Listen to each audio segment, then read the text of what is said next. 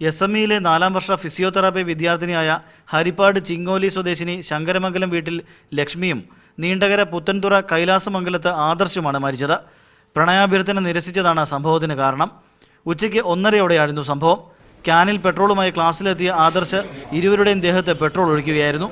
കുതറി ഓടിയ ലക്ഷ്മിക്ക് പിന്നാലെ ഓടി ലൈബ്രറിയിൽ വെച്ച് തീ കൊളുത്തുകയായിരുന്നു.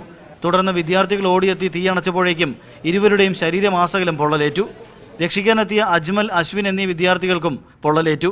ഞങ്ങള് ലൈബ്രറിയിലോട്ട് കയറി വന്നപ്പോൾ രണ്ടുപേരുടെയും ബോഡി ഫുള്ള് പെട്രോൾ ആയിരുന്നു. ആദർശിന്റെ ദേഹത്ത്, രണ്ടുപേരുടെ ദേഹത്ത്. ആദർശിനെ കത്തിക്കുമായിരുന്നു.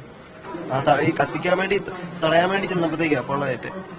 ആദർശം മുമ്പും ശല്യപ്പെടുത്തിയിരുന്നുവെന്ന് കാട്ടി പെൺകുട്ടിയുടെ വീട്ടുകാർ കായംകുളം പോലീസിൽ പരാതിപ്പെട്ടിരുന്നു. 2015 കോഴ്സ് കഴിഞ്ഞുപോയ ആദർശ് സപ്ലിമെന്ററി പരീക്ഷ എഴുതാനാണ് കോളേജിൽ വീണ്ടും എത്തിയത്. ഗാന്ധിനഗർ പോലീസാണ് കേസ് രജിസ്റ്റർ ചെയ്തിരിക്കുന്നത്. ഇരുവരുടെയും മൃതദേഹം കോട്ടയം മെഡിക്കൽ കോളേജ് ആശുപത്രി മോർച്ചറിയിലാണ്. പോസ്റ്റ്മോർട്ടത്തിന് ശേഷം മൃതദേഹങ്ങൾ ബന്ധുക്കൾക്ക് വിട്ടു നൽകും. മീഡിയ 1 കോട്ടയം.